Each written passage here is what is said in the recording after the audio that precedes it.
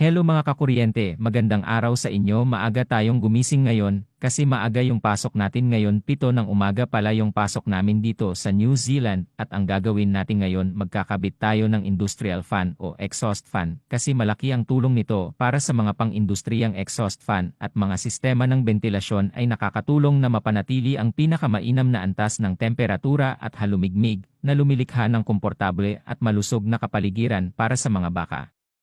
Sa pamamagitan ng pagbibigay ng komportable at walang stress na kapaligiran, ang mga baka ay maaaring makagawa ng mas maraming gatas na nagbibigay ng mga benepisyong pinansyal para sa magsasaka ng gatas.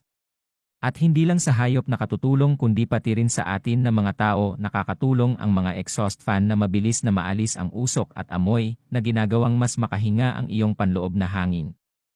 Nakakatulong ang mga ito na pahusayin ang kaginhawahan. Nakakatulong ang mga exhaust fan na mapanatili ang sirkulasyon at alisin ang labis na kahalumigmigan na nagpapataas ng iyong pangkalahatang kaginhawaan sa loob ng bahay. Pa-like and follow and share na lang po sa